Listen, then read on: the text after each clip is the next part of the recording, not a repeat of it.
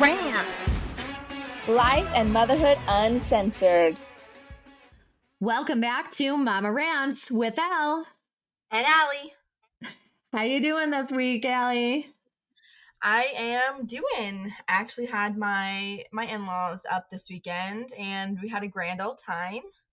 This was like the first time that my little sister-in-laws actually stayed with us without, my mother and father-in-law. So that was really cool, really fun experience. I feel like, we got to see them blossom a little bit more when, like the parental figure isn't around, but it was fun and I can't wait for them to come up in the summer.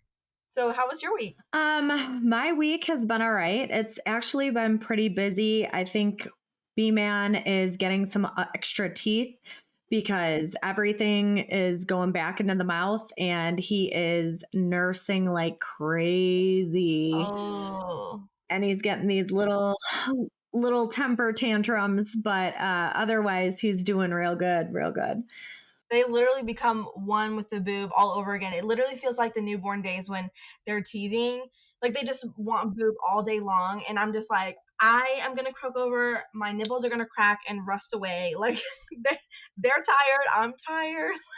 Oh my God. 2 nights ago. I'm sorry. 2 nights ago, he was on my nipple so much at night that, he could have slept with me the entire night because he was literally just, I guess it's because breast milk has the anti-inflammatory properties, so it like makes them feel better. But Holy crap, I was literally trying to put my bra, latch it back on, and he would go crazy trying to go from boob to boob in the middle of the night. And I'm like, no, you're making my nipple feel like razor blades. It was terrible. It was so much pain. And yes. Yeah. Mm-hmm. You get through it and then you're thankful that it's over when it does happen. But it's like a treacherous journey when that's going on. It's really hard. So is. I know it'll go back to normal in a few days, but for now, she's rough. So Elle, what is your mom fail of the week this week? My mom fail gave me a heart attack. Major mini heart attack. The learning tower is going to be the death of me. Not sure. I understand that this is a great thing and my child loves it. And I know that people have a great experience with it, but I don't know if I'll survive it. So I put B-Man in his learning tower because I'm going to go get eggs. We're going to cook breakfast together. And it's my day off, so we have time for that. So I put him in his learning tower and I literally turn my back to go a few steps to the fridge to get out the eggs and turn right around.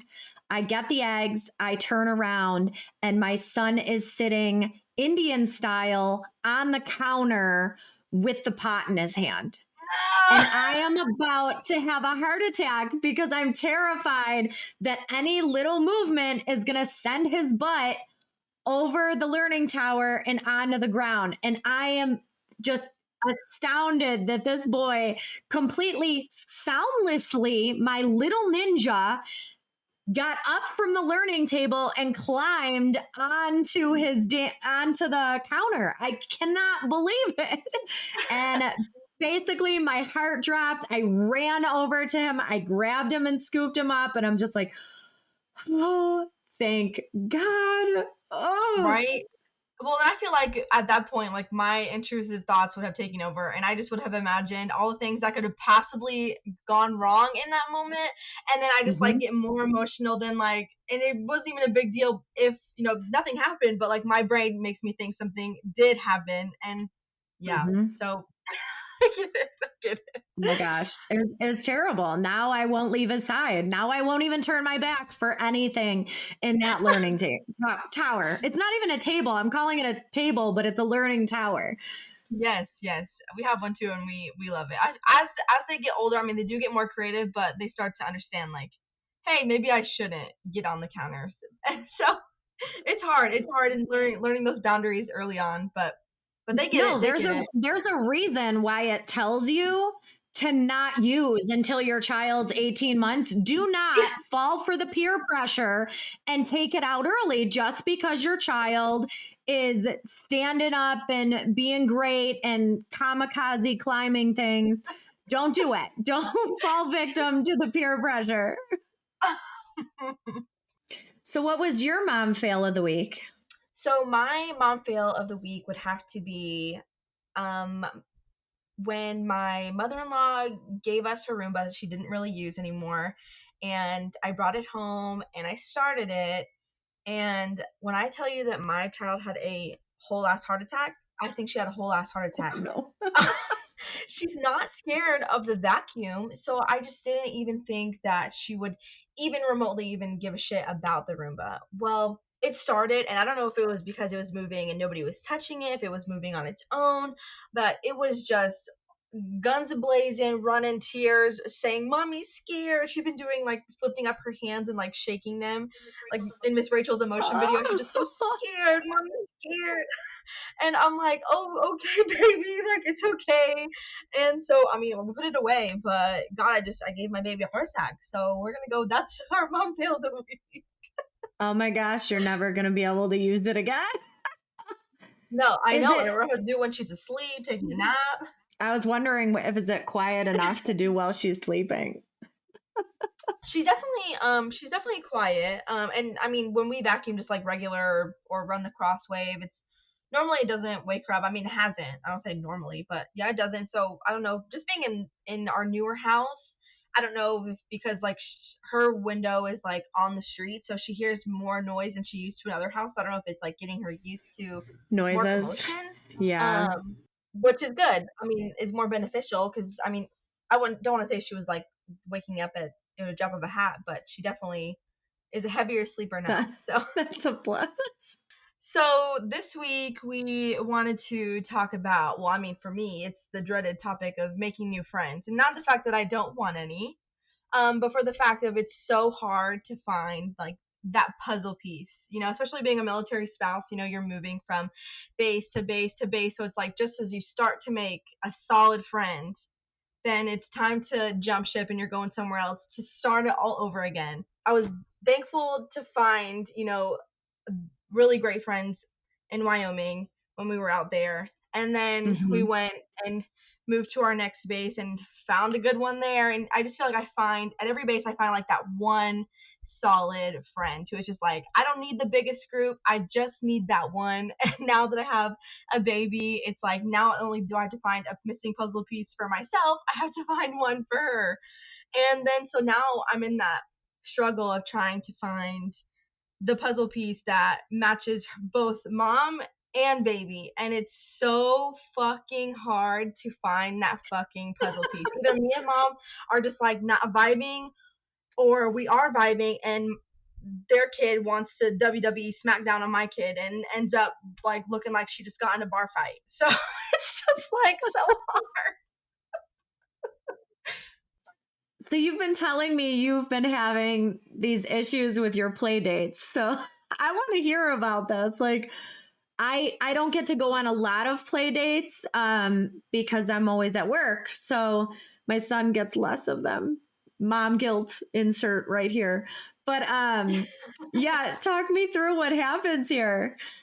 So it's I will say the first ever play date that she had, we were at our last base, and we met this great couple, and we were both we're just two couples and we didn't have any kids, and we actually went through like a miscarriage like pretty close together, and then she ended up conceiving her son, and so I conceived my daughter like a few months. They're not super far apart in age, but when we were able to start getting them together, and they were super babies at the time because they ended up PCSing to a new base, but it was really at that point they're just like little jelly beans, they're potted plants, they don't do a whole lot, they just stare at each other. So I was like, oh, this is so fun, I love this. And then we met after they moved. It was like really crazy how like the next month our new friends moved in, and she has twins, and my daughter and her son and daughter, they get along so great. They have so much fun. Like the twins, like, they beat up on each other and have a great old time, but never like were the same way with, Tootie. So that was fun, and it stayed that way up until, we moved, what, about 6-7 months ago at this point. So we were sad. So you had good experiences. Yes, good over there. And then when we came to this space, at that time, Tootie was about 15 months old. So just as like, I'm starting to really pay attention to who's around me and, really get to know people. So after about like 3 weeks of it just, being her and I here, I was like, we gotta find ourselves some friends, because we used to see our other friends all the time. Like it was multiple times a week where we would text each other and be like, come get these motherfucking kids. Like we gotta get these kids out of the house. We gotta take them to the park. We gotta go for a walk. And I'd be like, girl, I'm on my way. I'm coming, because she's crazy. She's crazy today too. So we would go have a great old time. We'd go back home ready for nap time, and they were kind of ish on the same schedule as far as nap time goes. But man, I need to get someone that I can text and be like, yo, you want to come over and drink wine while our kids screw up the house? Like, I need that. Yes. And she was that girl for me. And yeah, sad to leave her. So, we come to this space and trying to find, a new friend that, is a good experience. But at this point, I hadn't had any bad experiences. So I was just kind of going into it blind, like, oh, like, kids aren't as bullies or, assholes as I thought they were going to be. Well, then we, like I said, 3 weeks into being at this base, and we go to a play date. And when I tell you that within 5 minutes of being there, that my child had been pushed down multiple times, she had been these toys had been taken from her, I am on the verge of like crying, because I had never even encountered this. I don't know what to do. Like the mom was trying, and I mean the child was like 3-4 months older than Tootie. So but it was just like my heart was breaking, because I'm like, oh my gosh, am I like witnessing my baby being bullied? Like, oh my god, like my eyes were like literally starting to water. I'm texting my husband like, I'm about to cry, like I need to go. And what's your daughter doing? She's looking at me like, oh my gosh. And then when she got pushed down, that's when she started to like cry. What the fuck, Mom? Yes. And then so yeah, her butt hit the ground. And she comes over to me, mama, mama. And I'm like, oh, baby, I'm so sorry. Like, I hug her and I'm like, I don't think she meant to do it. As I'm like, yeah, she fucking did. Like, like, mom, get your motherfucking kid. And so I'm just like, oh, like, hopeful she's not going to do it again. Sure as shit, does it like 4 more times. And at that point, I was jumping ship. But after about 10-15 minutes, another mom and daughter had shown up, and this friend actually has now ended up to be like my one friend here. Like she's great, her daughter's great, they get along, me and her get along great. But thankfully that was the good thing that came from that play date, is that I met my my friend here, and it just seems like we're gonna be like she's gonna be my friend here. So like she's gonna be it. Like I find the one friend and I stick to it. So but yeah, so I jumped ship, and that was that. And then I went to another play date that my kid actually got a scratch across her face. So that was hard for me. And I'm like, at that point I was like, everywhere I fucking go, my kid's getting her fucking ass beat. Like, so our second play date here, Tootie actually ended up getting her face scratched, and it was a little boy. So now I feel like she, like, every time she sees a little boy, she just like runs in the opposite direction, or she's like, mommy, like trying to get away from them. And I'm like, I don't think it was like intentional, or like it was just an accident. And I mean, we've hung out with them again after that, but and everything was fine. So I just think like she's like one of those kids who shit sticks with her. And I'm like, it's okay, baby, mommy too, like she don't forget. But at least she still likes B-Man. Yes, and I feel like she definitely recognizes that he's younger and smaller, and I mean doesn't pose a threat, I guess you could say. But yeah, and this boy, he was definitely a little bit older than her, but yeah, so we just kind of continued to hang out with just like the one friend. Like I said, once we find like the one friend, like that's it. I don't need no more. So, I mean, it's all right. Oh my gosh. I like cannot wait to have B-Man have these experiences. He's only had a few because, I work, my husband works, so we aren't able to do a lot of these things because we work opposite schedules, and it's Yeah. just kind of crazy here, and taking care of my mom as well. But all my other friends, I've moved. This is my third time moving, and it's hard to find friends that have children your age when you first move.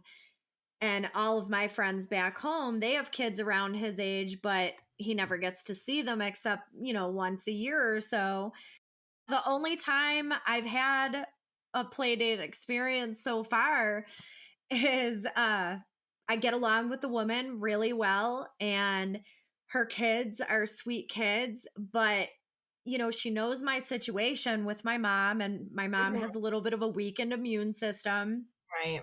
And she brings her kids over to play, and all of a sudden our kids are, being typical boys. They're touching each other, whatever. Well, they're being so cute, and they go up and they give each other a hug and a kiss. Oh. And then she says, "Oh, you're probably going to get the daycare germs." And I'm like, "What?" Love that. Thank you so much. She was like, "Oh, yeah, there's a little something going around in the daycare, and so and so's been sniffly." And I'm like, "No." And it makes you kind of like angry, like, why did you like, why, I mean, I get that you don't take them outside, but like, why was a good time for our kids to meet now? Like, I think it's honestly just because most people's kids are in daycare, so she's yeah, probably thinking it's every kid, so it's not an right. issue, you know what I Yeah. mean? And me, who my child isn't in daycare because he's still waitlisted, and that's a Yep. whole nother topic for conversation, but he doesn't go to daycare, so he doesn't get a lot of those germs yet. And sure Yep. enough, 2 days later, he's sick. No. It wasn't bad. It wasn't bad. And the boys were so cute together, but I'm just like, oh man, like who wants their kid to get sick? It's Right. not a And then, big deal if they do and they're okay, but you yeah, don't want it. right. And then, because you're the one that has to deal with said sick kids, so you're like, sure, like the benefits of like building immunity, but then the not, well, the opposite of having to deal with a sick, snotty, sneezing, irritable child. It's like, fuck, like, what the fuck? Yes. Oh, 100%. And the only other time that we tried to have a play date, it was an impromptu play date. You kind of see someone at the park with another like a child kind of the same age. Yep. So you're like, "Oh, do you mind if we come over and, hang out or whatever?" And yeah, of course, my child, he stands up on his own, so he like tries to stand up and he just gets smacked and pushed right down. Right. Well, I feel like when they, when something happens, like pushed down or pushed away or, scratched or, something being taken away, like just someone stealing shit from them, it's like I worry about like learned behaviors. Like I don't want her to learn to push, to steal, to, be, not so gentle. Cause I mean, my baby, I mean, I don't know if everybody says this, but my baby is so fucking gentle. She is so unbelievably kind. Like I've never seen her push. I've never seen her do anything like in a negative manner. And I'm just like, I don't want my baby to be like corrupted. Just like, I mean, we're doing so good. So I'm just like, I don't want her to learn those things. I'm so hesitant to tell you this. He is not the sweet, gentle boy that I once knew. He he has turned in like he tries to pet Stella, the dog, and he's just like whack whack, like he. But he's like, to the dog, and I'm like, gentle, Right. gentle, and then he's like, mama, and I'm like, no, gentle. Like I'm so trying to teach this gentle. And my son instead is like, I'm going to kamikaze off the couch onto the play couch. And I'm gonna jump for it face first. Right. But I'm hoping he'll stay the sweet boy I know. But Yeah. when you're saying that, and I'm like, here I am, like, gentle bee man, gentle. Well, Judy will do it in like a playful manner with us, but she's never done it in like a nasty manner to like anybody else, which I'm like, I don't know if she understands that or if she just, she's trying to do what she sees others do or what, but I'm like, as long as, you're not doing it to your friends, but I'm like, I don't care if, you come jump on me, which, I mean, we do have a problem with pulling hair to me, but she's never done it to anybody else. She always like will go up to, other kids and be like, hair, gentle, and she'll be petting these children.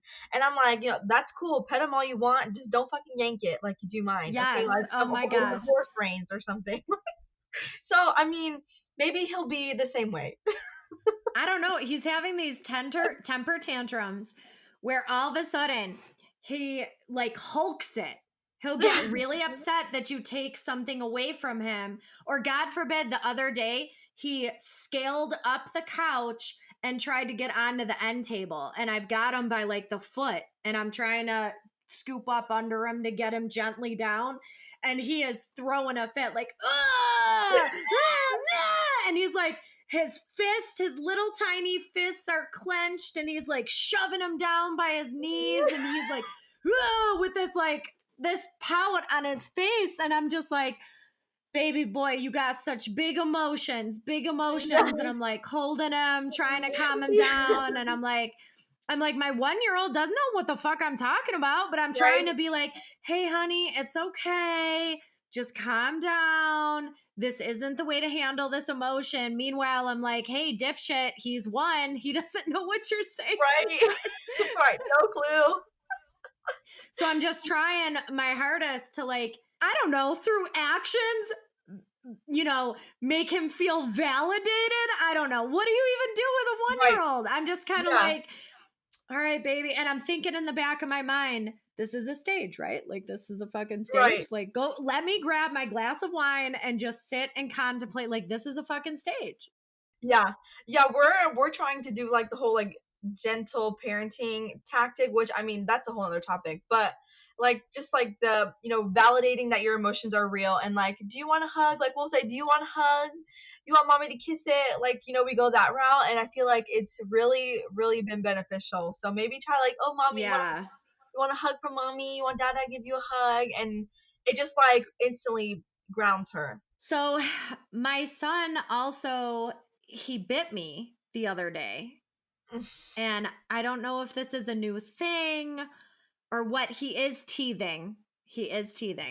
But he bites me the other day and I'm like, oh my gosh. Like I've tried, with him with the padding, that's a little rough. I've tried, distracting him. I've tried taking his little hand and telling him no, sternly. I've tried getting up or like putting him down and walking away, trying to like take myself away from it. We tried spanking his little hand when he would like try to smack you. And he doesn't do it to anyone except me and my husband. And that's kind of funny. But what ended up working was me crying.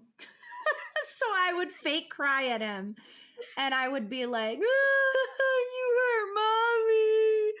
And then he would stop, stare at me. Then he'd laugh, but then he'd come and kiss me.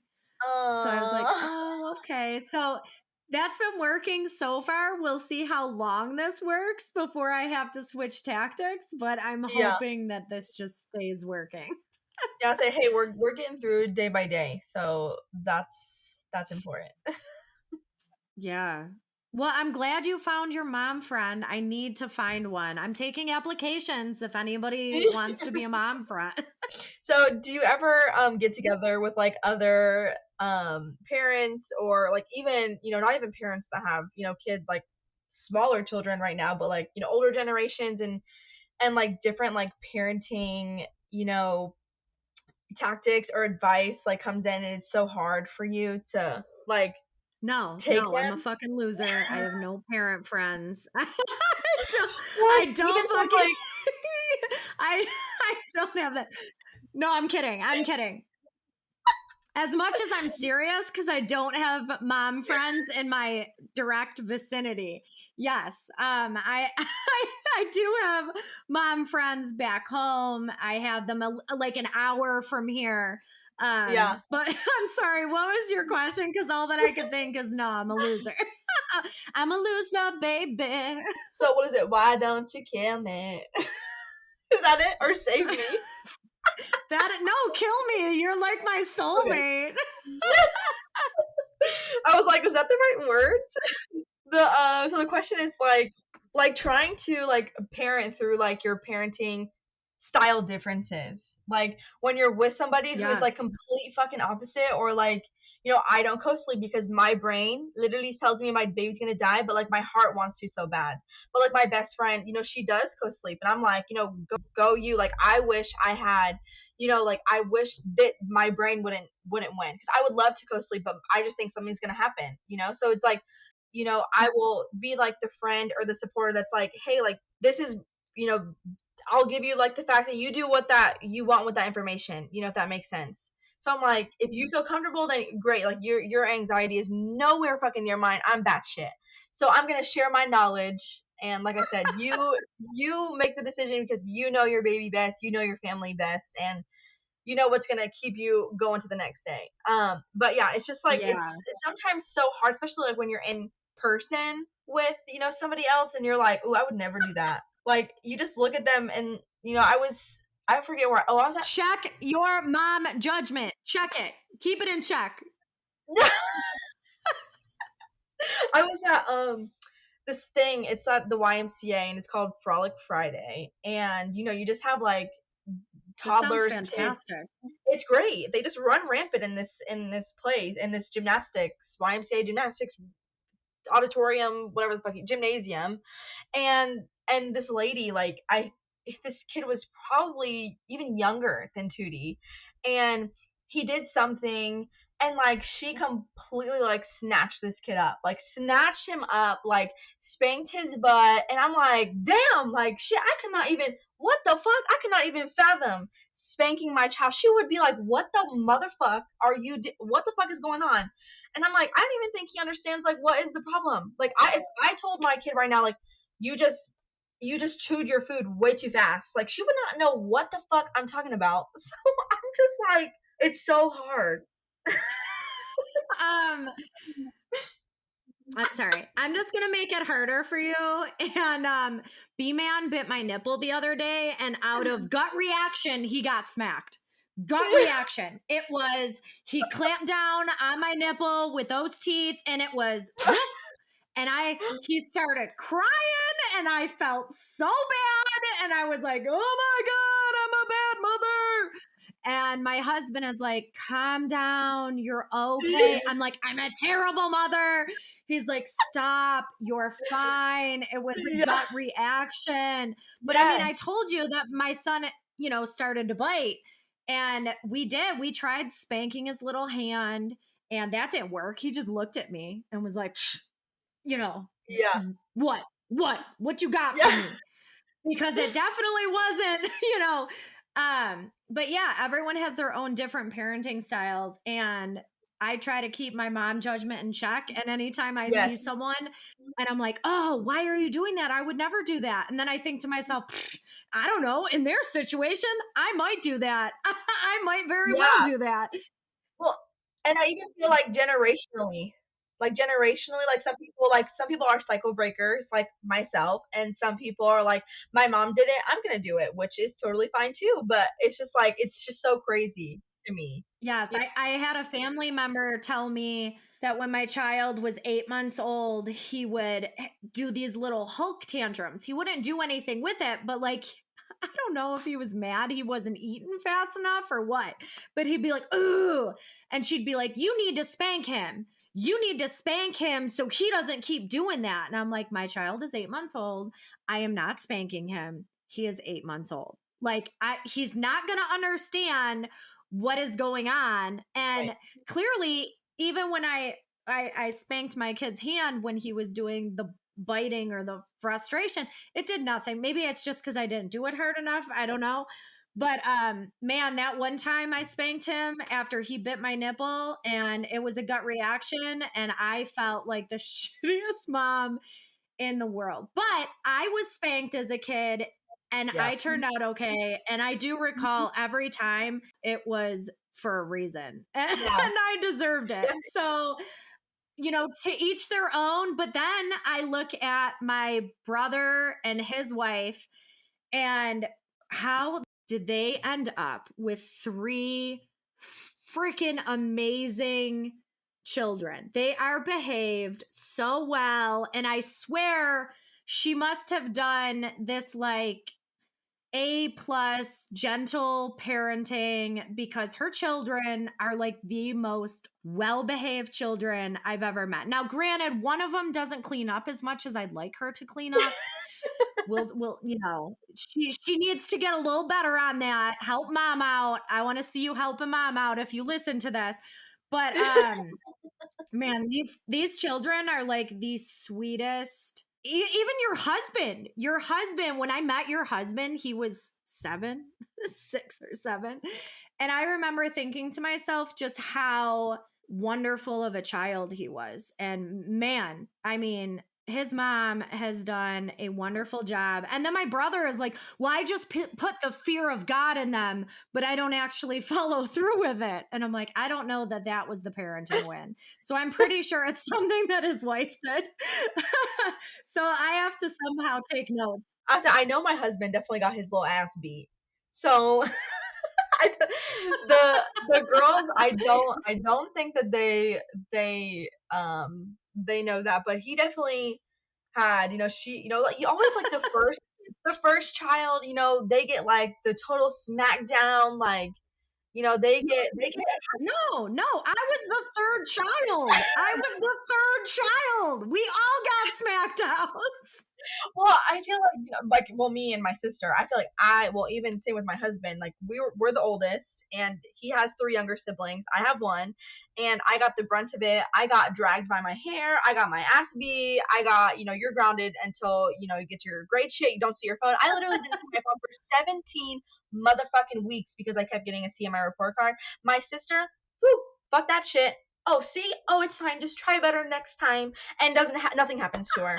And I'm like, this is some bullshit. Some bullshit. But you know how it is. You have a kid now, and you imagine having the second kid, and you're just like, oh my God, for my mental health, this isn't important. I thought it was important with the first, but with the second, it's just not important. But getting back to what we were talking about, it's hard to find someone that meshes well with your personality and your one-on-one adultness, but also meshes well with the way you raise your child. And a lot of times you can get through that, because a lot of times it doesn't matter. I mean, we're not talking about, it doesn't matter if someone's a crunchy mom, which, by the way, I didn't even know what the fuck this meant. I guess it's my age showing, but when you called yourself in the other episode, you were like, I'm closer to the crunchy side of mom's life, but I'm really scrunchy. I'm like, what the fuck are you talking about? You didn't know? No, I had to Google this shit. And then one of my other friends. Oh my God, you should have been like, what the fuck? You should have been like, what the fuck are you talking about? I should have. And now I've decided we're going to turn this shit into an episode, because maybe there's other people. Maybe I'm the only one, but maybe there's other people. No, you're not. Because I told my mom about that. And yeah, my mom was like, what the fuck are you talking about? I'm like, Mom, you are the definition of fucking silky. Okay, like, let's sit down. Well, also my friend Jess, that's going to come on this podcast for this episode, she is a silky mom. So that'll be a little different than us, because you and I are a little bit closer to the same. I need to find a crunchy mom. But anyways, getting back to that, even if it is a crunchier type of mom who's more, holistic, down to earth, organic, wanting to have, compostable diapers and, making all their own baby food and stuff like that. That isn't so bad. Like, as long as they're not judging you for doing what you're doing, you know, that's not bad. Instead, it gets into the behavioral. I feel like that's where you find the line where you're like, oh, I don't know if we're going to be able to continue this, like how you handle your kids when they don't act right together. That's more of something. And It definitely is make or break. You do the best you can. Of being a parent has taught me anything so far. It has taught me, don't fucking judge other people, because we're all doing the best we can, and whatever works for you. Like, this is the marathon of survival. Like, you're just doing whatever you need to do. And that's okay. That's completely okay. But getting back to our topic, we got a little off track, but there are some mom friends that I've met around here, and I really want to be close with them. But part of me is like, man, I'm just never going to get as close to this person as I want for whatever reason. Maybe it's just our personalities don't intermingle the way I want them to or whatnot. But, you know, it's just, you long for that person that you're going to be able to shoot the shit with and drink your wine or water or sit in the pool, whatever, like be together and vent and have your session and let your kids run rampant and destroy your house. And yes, like you want that. And God, I miss being home, because at home I have that, and I call home where I'm originally from. But man, do I miss it? Do I miss those wonderful group of people? You will find your diamond in the rough. You will find her, and she'll be great. And she is the sought after quest. You'll find her. You will. It's just hard. I will someday. I mean, I have you, thank God. And these podcasts are so therapeutic.